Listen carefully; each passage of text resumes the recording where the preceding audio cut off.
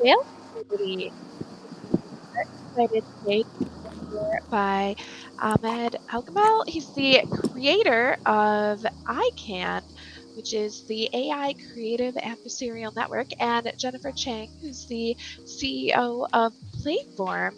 And they are going to be talking to us today about, oh my goodness, the introduction and kind of how they are taking AI and changing the whole way that art is being made. They've just launched an NFT on Super Rare. We are super excited to have you here. Thank you both for joining today.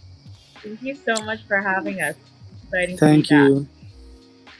So, we are, I think, to start, let's tell people what ICANN is. For those who are not yet familiar, I'm super excited. So, we have a website that I'll post in the chat, but what are we looking at here with ICANN?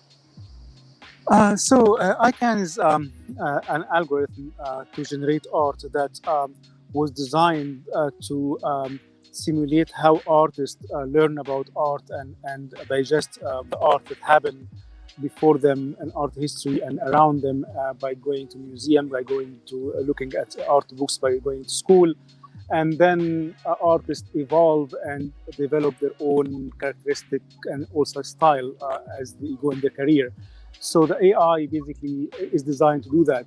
So in ICAN, we look at art history, we look at 500 years of art history, learn what happened in art history, and then push the machine using AI to create something novel, doesn't repeat itself. So AI ICAN at the end is an autonomous artist that keep creating new art, keep creating novel art. And it was actually the first AI artist who passed what's called the Turing test. I can explain that in a second, where basically people cannot really tell the difference between art created by ICAN and RBC in contemporary art fair. So it creates really novel creative things. So this is just an introduction. Then I can move on from there to discuss more about the achievements of ICAN. Absolutely. And let's see, we have an accomplishments page as well. And I love that, there's the birth of Venus, actually, which is one of my favorite pieces of traditional art. So tell us about the accomplishments, the achievements of ICAN, please. Yeah, since you mentioned Birth of Venus, let's start with that. So the Birth of Venus actually was one of the first ICAN collection that was generated in 2017 and passed this Turing test. I'll get that in a second, but since we're mentioning the Birth of Venus, actually it was shown in the HBO Silicon Valley TV show fifth season back in 2018. And it was shown in the fictional context of being the first art made by AI to be sold at Sotheby's. And we're fortunate that HBO selected that piece to be shown in the show, which is an amazing show, as everybody knows. And I just want to mention also that the Birth of Venus, the title for that piece, is also given to that piece by AI itself. So AI make the art and also make titles for these arts. So it's very interesting that it called it the Birth of Venus. So let me go back to talk about the Turing test, because I think that's a very important concept. So Alan Turing was a British artist who British scientist who invented this what's called Turing test to tell whether a machine is really intelligent or not. So if you have a conversation, for example, with a machine, and you cannot tell whether this conversation is with a machine or a human, then the machine is becoming really intelligent. So the same thing we did with art. So we show this art created by ICAN to subjects and mix them up with art from Art Basel, which is a flagship of contemporary art. And basically, most of the subjects cannot tell whether this art is made by a human contemporary artist or a machine, and that's basically a Turing test. And ICAN for the first time was passed that test. People couldn't tell, and we did this test many times. in many exhibitions that we have done, and people always cannot tell whether this is something that an emerging artist is doing and showing in a contemporary art fair, or something a machine is doing. And the interesting thing is that ICAN is not copying what's happening. It doesn't give you something that you can see and see. I have seen this before. It's not just another impressionist art or another Warhol or another Rothko. No, it really generates new things every time, and that's basically what's interesting about it. And that is absolutely amazing, because art, is definitely something that you cannot take in without really kind of analyzing what it is you're looking at. And so because you have so many eyes and so much analysis happening on a piece of art, and people cannot tell if it's been created by a human or created by ICAN, that is really interesting. Yeah, and it's really good something original as well.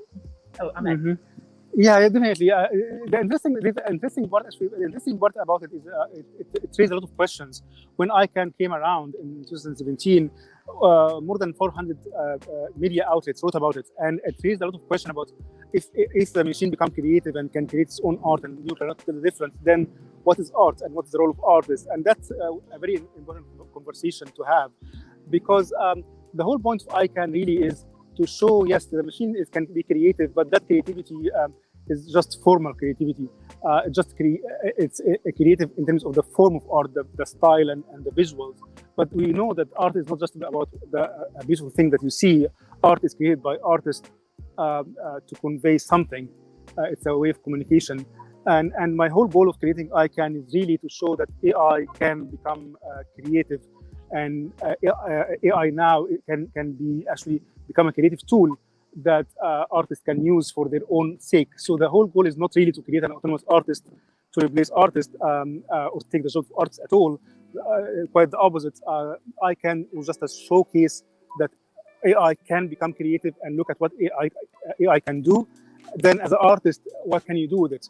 And that's really what took us into creating Playform. So I spent the last 2 years creating a platform we call Playform, which take the same underlying technology and try to basically give it to artists so they can explore by themselves what they can do with AI. So we're going to get into that in the conversation a lot today. I also want to mention that ICAN has been exhibited in so many different exhibitions over the last 4 or 5 years. From very early exhibition we have in LA back in 2017, a couple of times exhibiting in Frankfurt and exhibiting in New York City in a gallery, Chelsea Gallery, exhibiting in museums like the National Museum of China in 2019, where we have an exhibition that was held for a month and have 1 million people visiting that exhibition, among other technology and artists. So it has been really creating this big interest and big conversation. And I'm very glad now that using AI is becoming more and more mainstream of making art, because of basically things like ICAN and that came around in the last few years. Those accomplishments are very impressive. Seeing, over the last 4 years of development, because this is July 2017, having, the passing of the Turing test, doing these exhibitions as if the ICAN were a traditional artist, being able to do the same things, and having your support to, present those. That's very, very exciting. And so then you had created Playform as well, so that's something that the community is able to leverage the same type of technology to further the creative development. Yeah, so I'm the CEO of Playform, and it's a platform and studio for artists to create art using AI.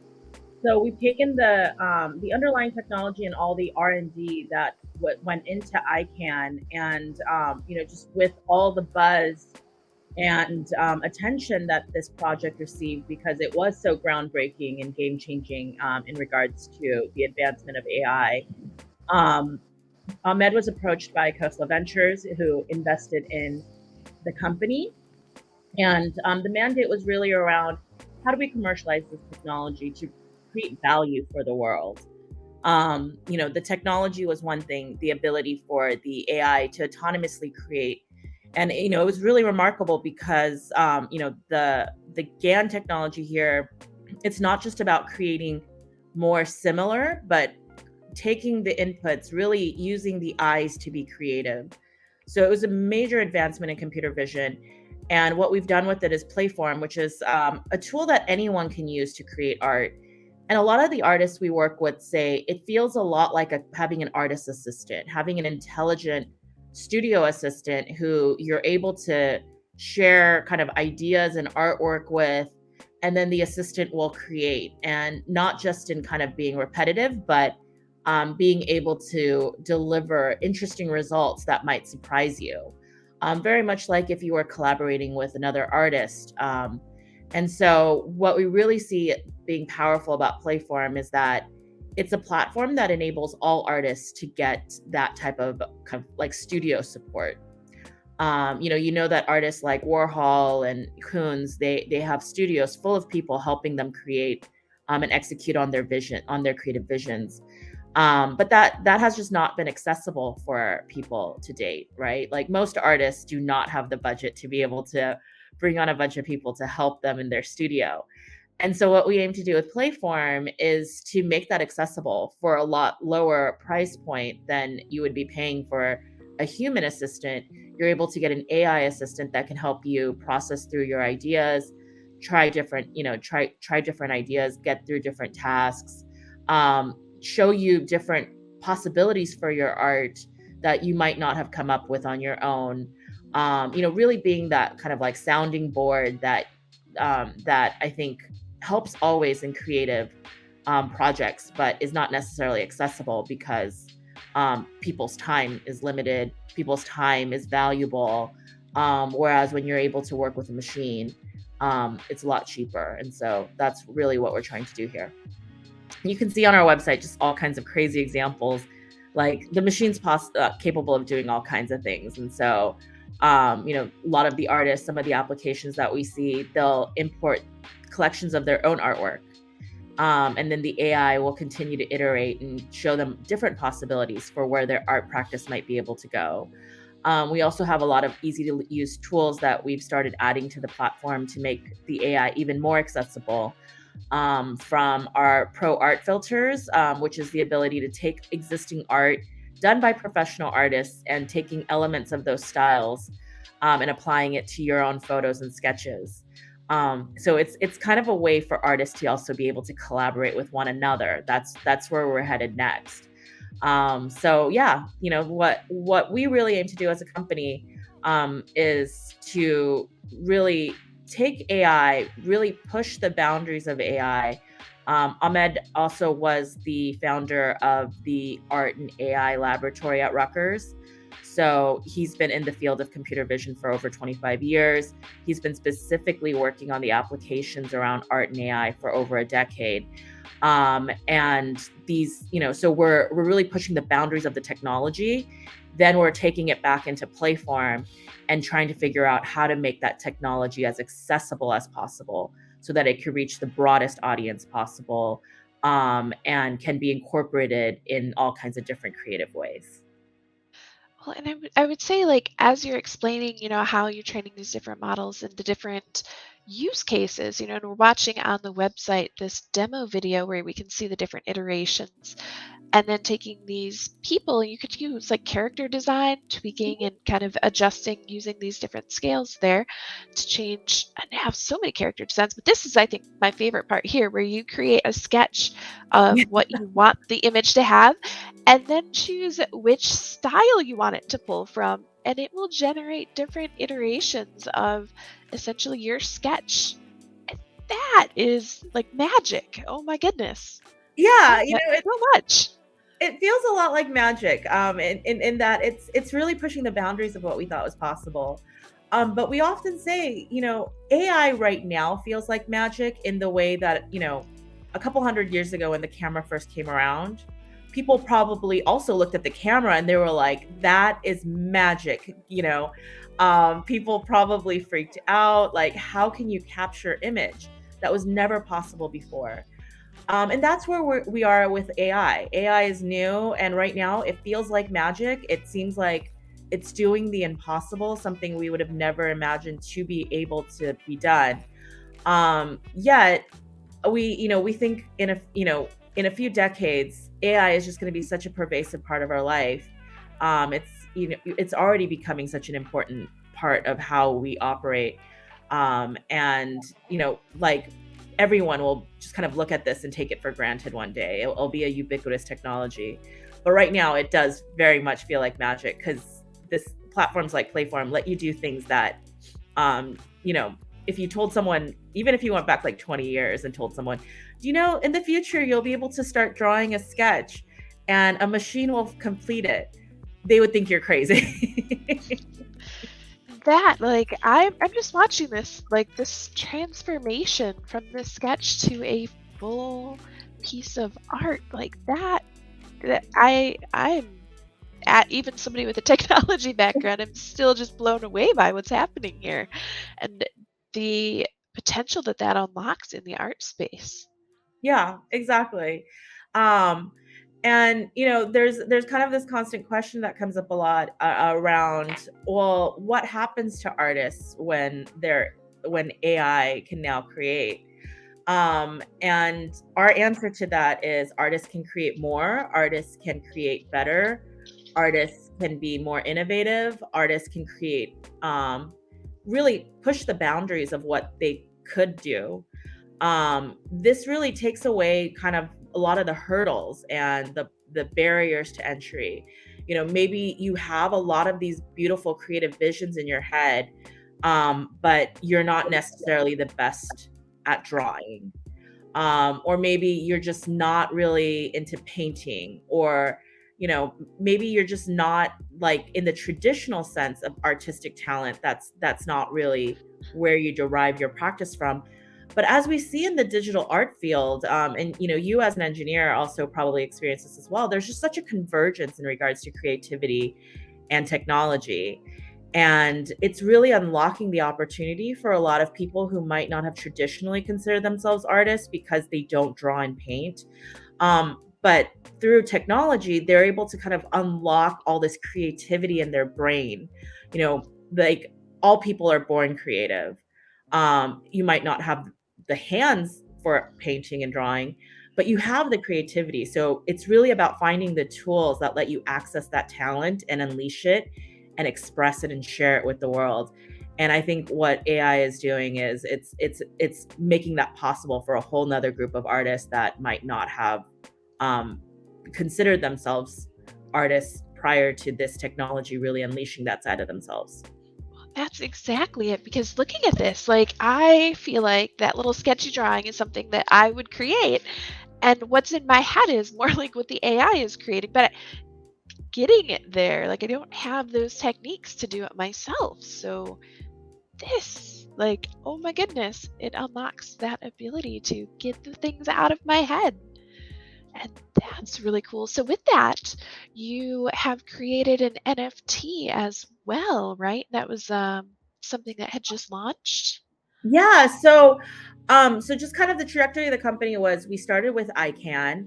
That technology really created the underlying, kind of, motivation, ambition, and thesis around Playform. And then it's kind of become a full circle, because as we released Playform, we discovered this technology was particularly popular with NFT artists. At the time, people were calling them crypto artists. And we just saw a bunch of them entering our platform, sharing about us on social media. And that made us curious. What is crypto art? What is NFTs?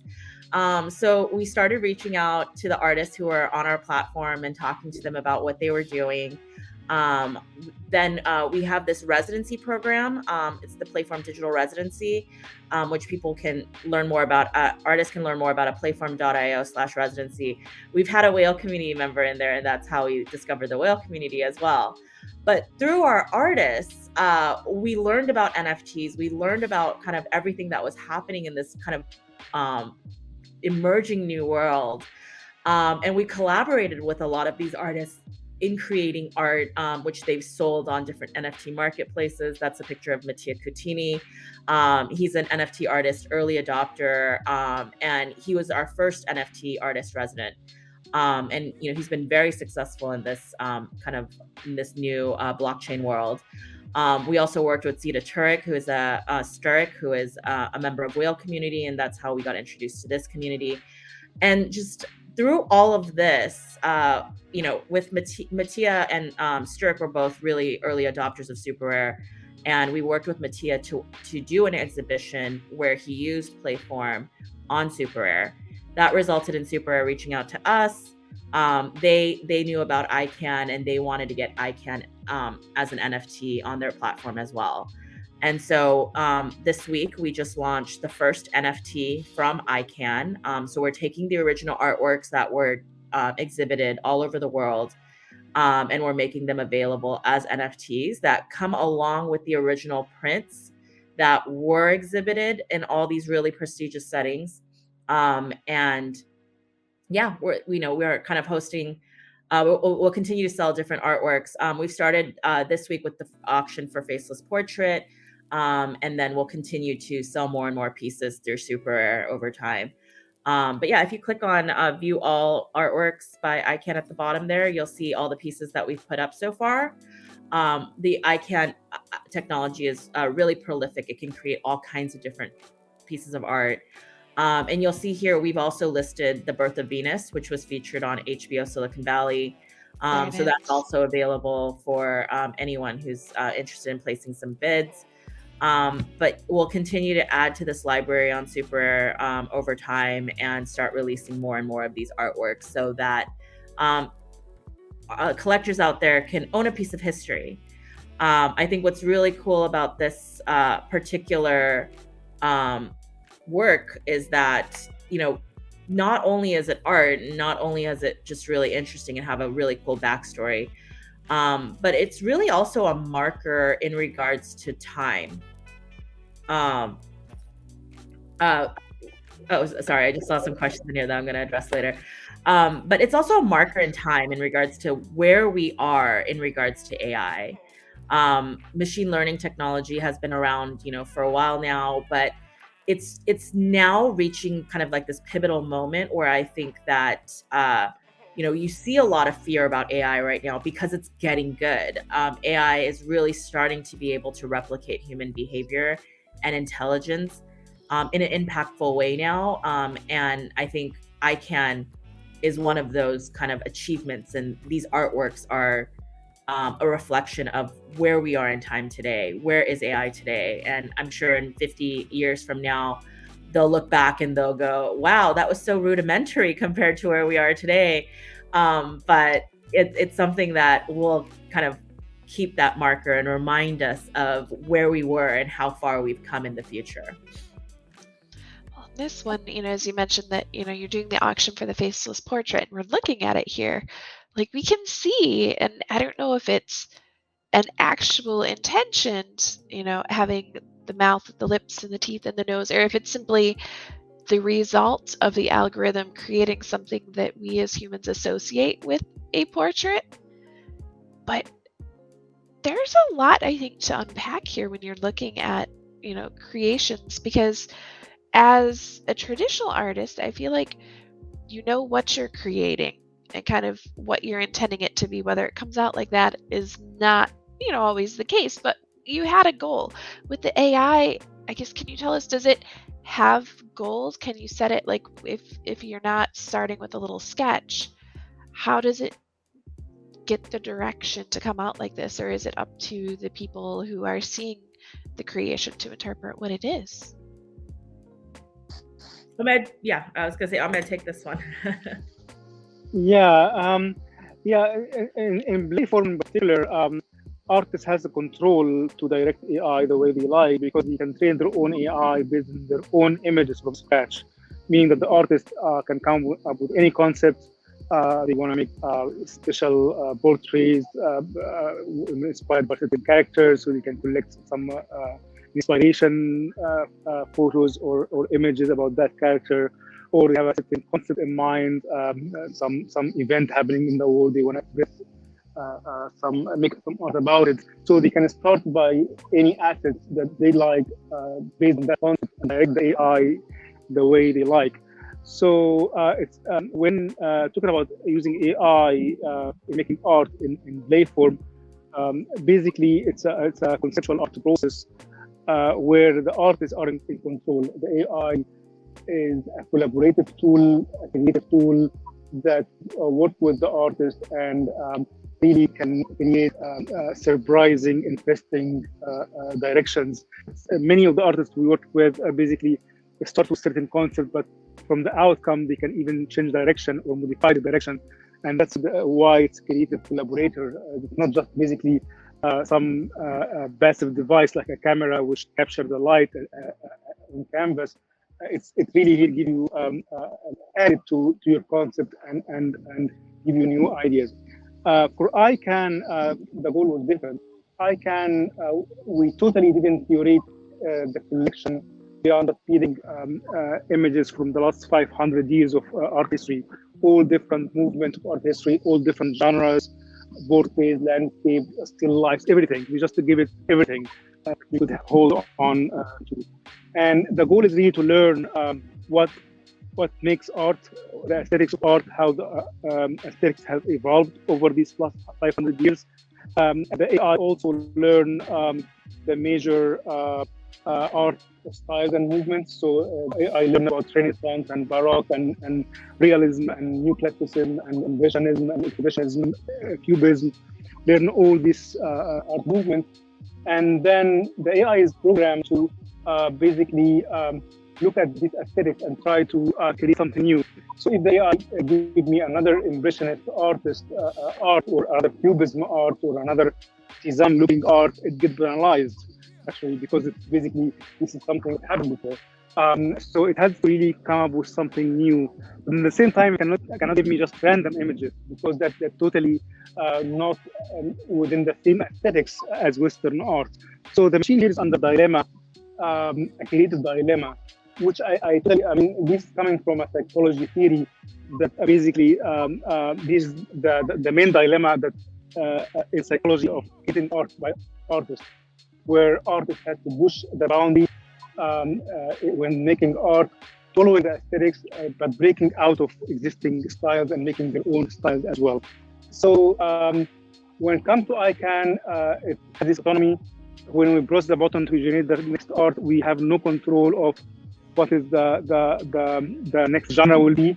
Whether we're going to generate a portrait or a landscape or something else, or, how this will look, going to be figurative or an abstraction. We have no control. But as I said, basically for when we give this to artists and when we create Playform, we have to really think about how artists would collaborate with this machine. Artists doesn't want an anonymous artist. Artists really want to have access to the technology to drive it the way they want. So that's why we make it such that artists can plug in their own images and then take from there, and the AI will work with that. So that's the main difference. And I guess Jennifer can elaborate more on what we are doing in Playform in that direction. Yeah. And I just also want to answer some of these questions that came from the audience because I think these are really fun. So in regards to, someone asked, the barrier to entry seems to rise for folks without access to these tools. Does this seem like something that might create an even greater gap between haves and haves not globally? And then a follow-up to that was like, particularly in countries that restrict access to tech. I think it's interesting, right? Like right now, technology definitely, there always is a gap in, the adoption cycle.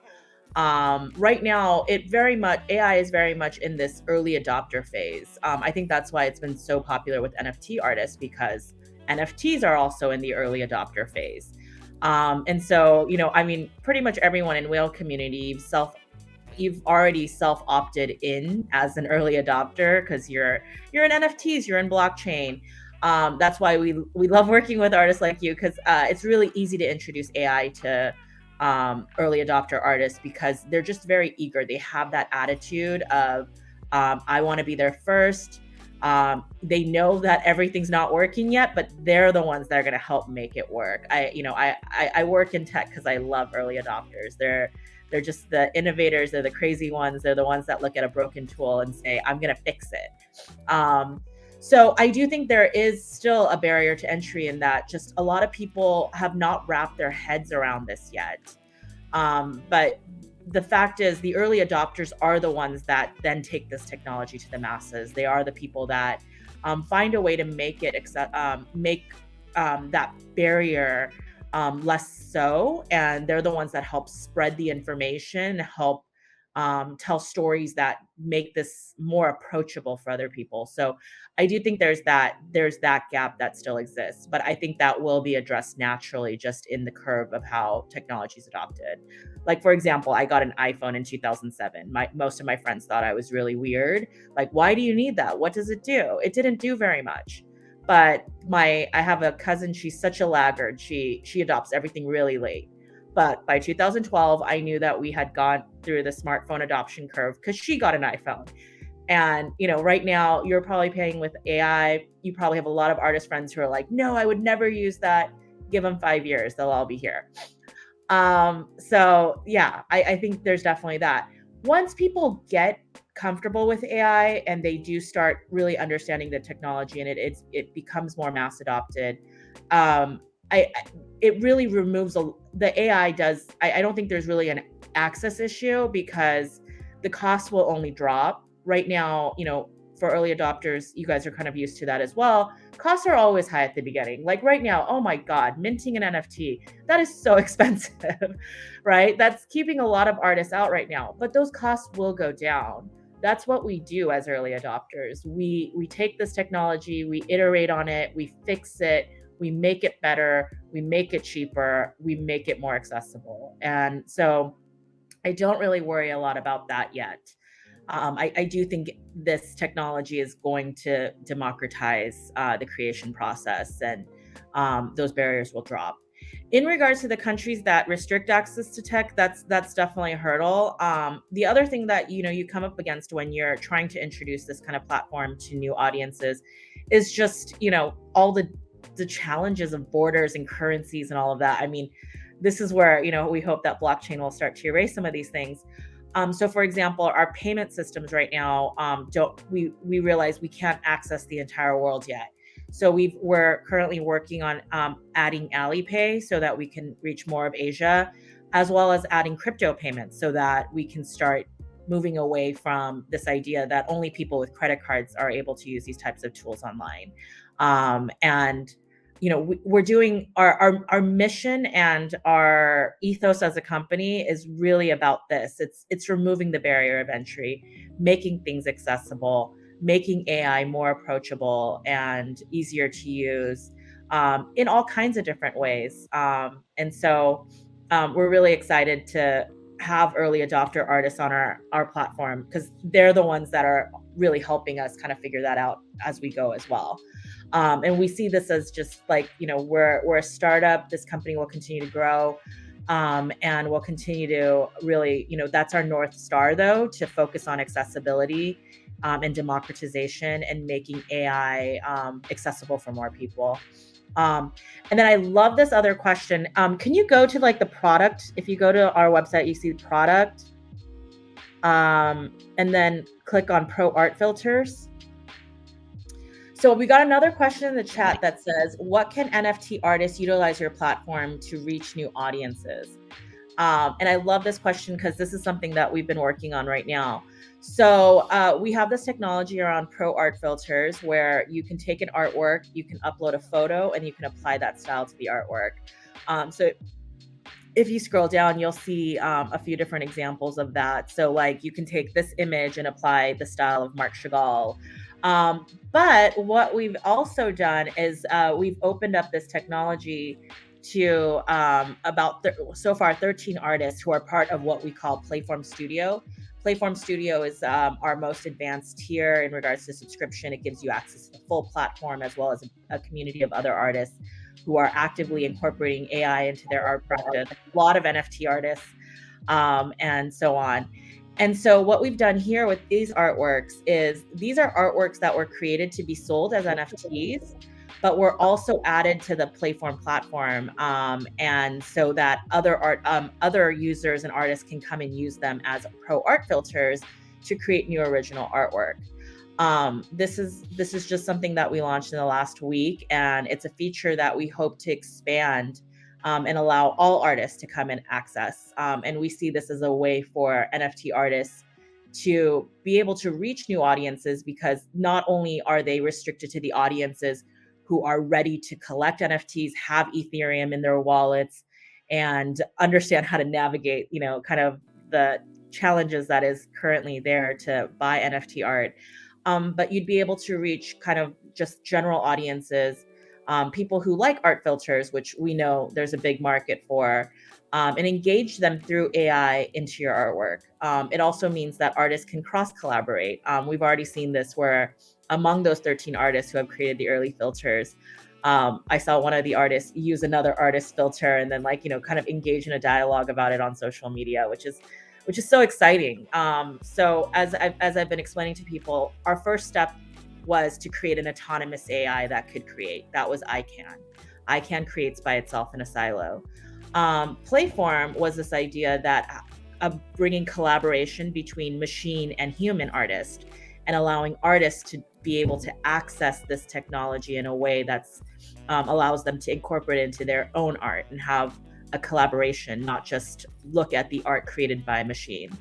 And then where we're headed is this idea that AI can also bring together artists, and have the ability for an artist to create artwork, sell it as an NFT, display it in exhibitions and stuff like that, but also invite all their fans, and followers on social media, their friends and family, other people to come and now engage and collaborate with them using AI to create even more artworks influenced by the styles and textures and ideas that these artists have created.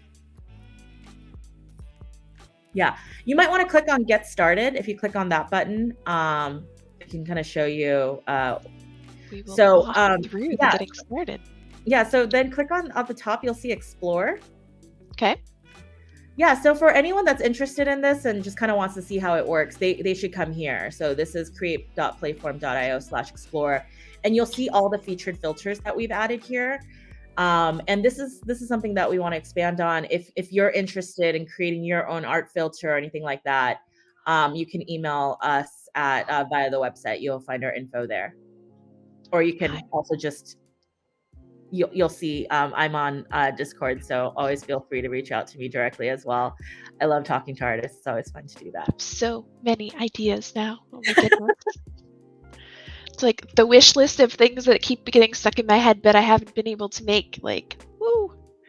This is amazing. Yeah, and it's also so I've been playing with it as well, and it's just so much fun because I consider myself a creative person. I had an artist as a mother and a finance entrepreneur as a father. So I really kind of live in the intersection of those two. And with this tool, you're just able to take the art that you really like this piece by Yeli Rodriguez right there, the little doodle, the pink and orange one. That's just so cool. And to be able to then take that and put it onto your own photo, and it's almost like you almost have something from the artist, but you don't. And then you just kind of get to play with them. The other thing that I'm really excited about this technology is that it protects the copyright of the artist. So if you create something using these filters, it's a derivative of that artist, inspired by that artist, but it's your artwork. You created it. And the artist that created the original, they retain the copyright over their original. And so it almost is kind of like a way to share without giving away. And that's what's like, really exciting about this technology and how we're applying it now.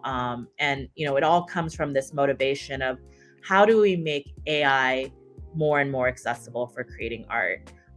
We saw a lot of really great professional artists coming to our platform, training their own AI and using it at a very advanced level. But we wanted to open it up even further. And so the thought here is we can use those professional artists, these artists that really are breaking boundaries and have just really amazing capabilities in regards to in regards to digital art, and then using their artworks to as a filter to help other people just getting started to be able to just kind of come in, upload photos, draw a sketch, and then apply this artwork. And not only is it like, you have the ability in our platform to also do that with like Van Gogh, but you can't talk to Van Gogh. You can't send your artwork to Van Gogh and say, hey, look what we created together. Let's be friends. In a way that you could with these artists. They're all alive. They're all on social media. You can use their filters. You can tag them on Instagram. They'll love it. They'll respond right back to you. You can form a relationship. And so it's really taking this social media to another level, and really leveraging that, as well as the trends around NFT and crypto. Now, I have a question looking at these because I know a lot of the art is, the visual aspects, the colors, the shapes, the forms. But we have this one here that has what looks to be almost text. And that kind of makes me wonder, what are the options for training the AI with text? Because I'm like a huge concert music fan, so things like the 70s, 80s concert poster style, like there's a very distinct art style there, but it also integrates text. Does that work in this system, or is that something that still needs more training? How does that go? Well, so it depends on what you input. So if you're putting in a bunch of different texts, it's not going to be able to, create new writing or anything like that. But if you go, I've noticed there was this artist or designer in our platform. They uploaded like a bunch of B's, B, B, B, B, B, just B, the letter B. And they just kept training, like they just put all the different B fonts that they can find and they put it into Playform. And then what Playform does, it would take B, it would learn this is what a B is, but come up with new designs or like new fonts around what B could look like based on the inputs. So, it like, I can assume you could probably do similar things with like a single word, right? So if you just put in rude moose, in like all these different styles, then it could just start learning rude moose and coming up with different fonts around that. So yeah, that was something I didn't know Playform could do myself, but a user came on and did it. And that's what's so fun about opening up the platform and making it accessible. We're able to just kind of provide the technology out there and then see what people do. And that's been just kind of the ethos of our company, the way we operate. That's why we have this studio program, because we wanted to have a small group of artists. Right now, I think we're about 50 artists right now in the studio program. But we wanted to have a small, we have tens of thousands of users. So among that, we were able to just take a small group and work with them closely. These artists I talk to all the time. I've met a bunch of them finally in person now that we're, able to go outside again. And they give us so many cool ideas. Like they're just so creative. I love what I do because I get to work with creative people all day, and you just kind of never run out of new things when you're working with people like that. Wow, and that is definitely good to know, because having the ability to, I guess, take what's in your mind and turn it into something, if it's not already existing, the fact that your platform is able to add those in and then kind of grow the offerings based on that is really valuable. Training it to do things that it didn't even know before. Yeah, it's essentially, that's the concept, right? With AI, it's a machine that you can train and you can teach it things. With ICAN, it was like, we often talk about ICAN in the context of, it's like ICAN went to art school. It's a AI that went to art school. There's other AI out there that does text, like I've seen ads on Facebook about like AI that can write copy, right? So we can say that they went to like writing school or journalism school. But our AI in particular is the art school AI. This AI, Playform AI, has spent all its time going to art school, learning about art, and now is able to work with you through this platform, and it's a much lower price point than if you were to hire an actual art school graduate to help you create art. And also they work 24/7, so our machine never goes down. So you can kind of just keep it going forever. But yeah, like I really love the whale community, just really creative, interesting, fascinating group. Early adopters. I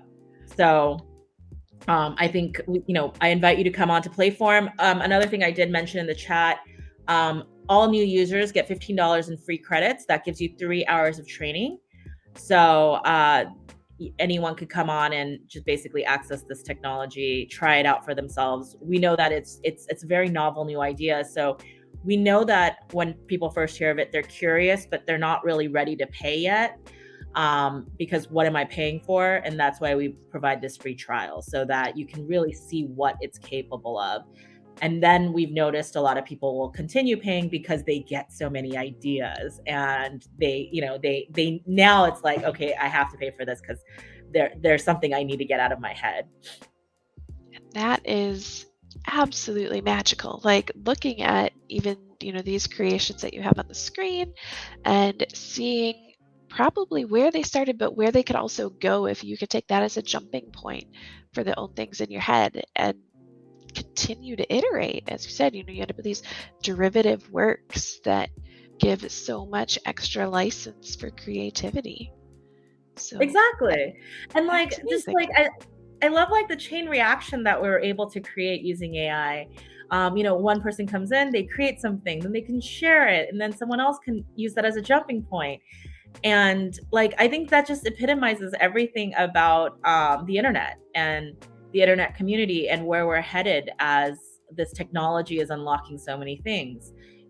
Like first, and ICAN, our company has kind of gone through that trajectory with ICAN, the autonomous artist. Like if you were on the internet back in the 90s, the internet felt like a very lonely place where I could do something. And then social media came around, and then it became like I can do things with other people. And now we're at blockchain, which is taking, I can do things with other people, but I can actually have credit for it. We can actually attribute things and decentralize things so that it's just not all one person kind of controlling it all. And that's kind of where we're heading with AI as well. We've developed an AI that can create. Next, we've created an AI that can be social. And as blockchain matures, we know that that's going to play a bigger and bigger role in how we think about our platform as well. Because we've all been bitten by the crypto bug now. The artists have really infected us, and also I was already into blockchain and crypto prior to this, and so this is all just kind of coming together now. And I think another thing we often say is blockchain and AI are just like such complementary technologies.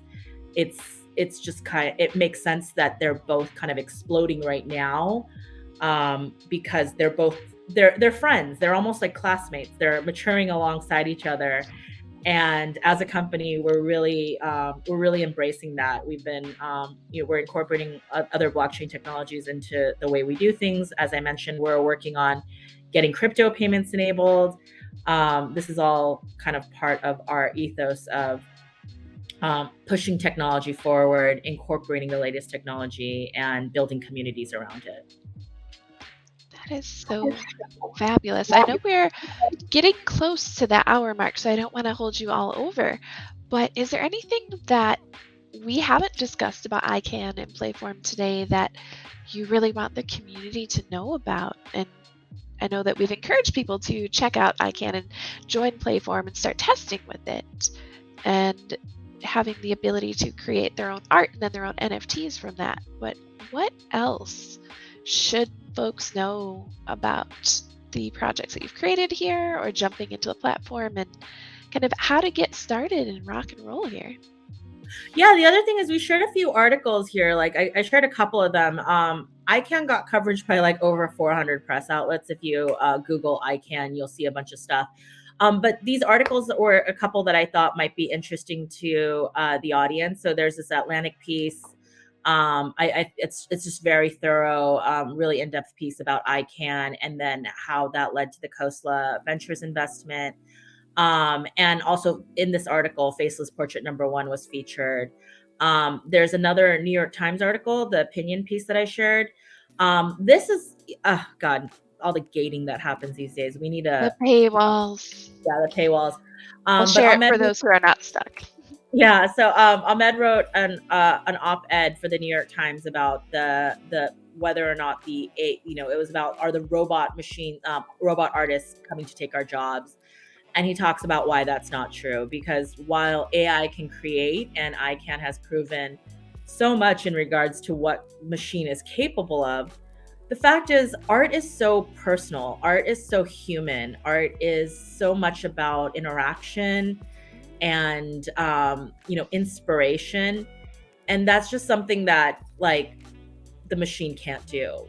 But the machine's really great at empowering artists. And that's really what he talks about, kind of his journey in creating ICAN and his recognition going through this kind of exercise and this project, realizing that really what he needed to do with this technology is not just create an AI that can create art for the sake of creating art, but adapting this technology, taking the advancements he made so that he can share it with other artists so that they can really tap into the power of this machine creativity and take themselves to another level, right? It's almost like having like you can kind of consider it as like a robot arm for artists.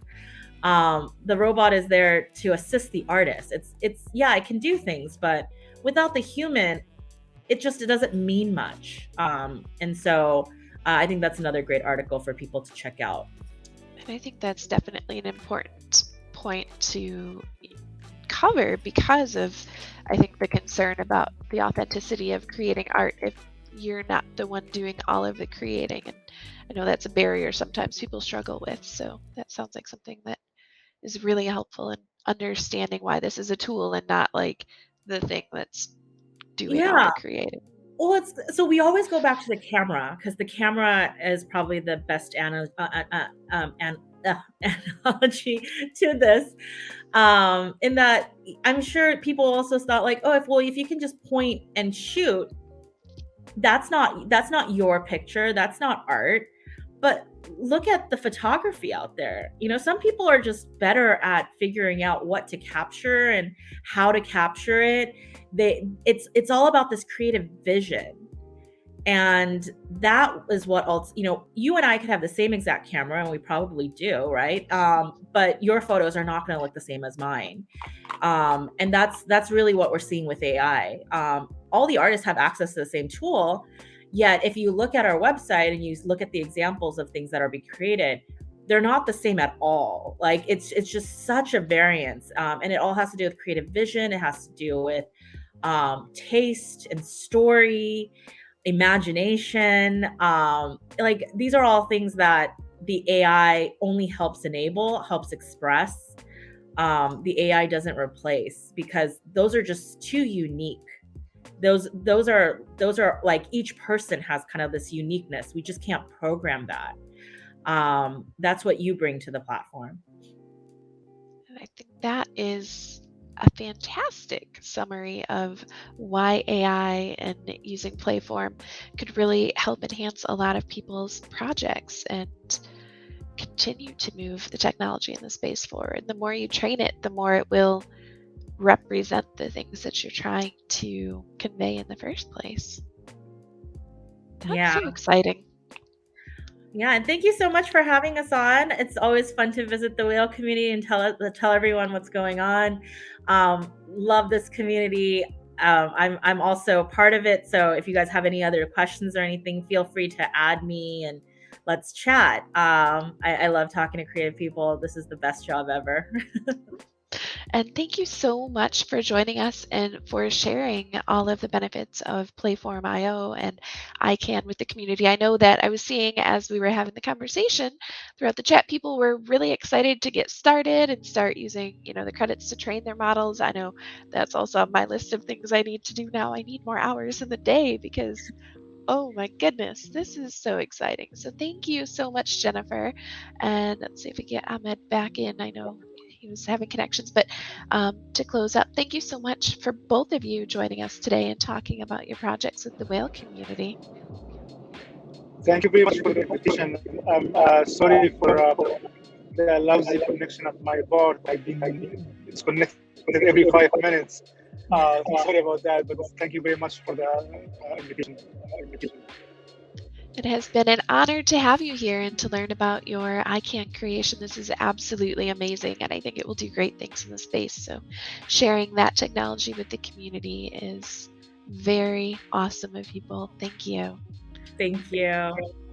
Thank you, whale community, for hanging out with us today for this. We will follow up for sure as you all are creating new things. Share them with us. And as Jennifer has said, reach out to her if you have questions or want to continue with Playform and ICAN. Very good stuff. We will see you all later. Have a good rest of your day. Thank you. Bye. Thank you.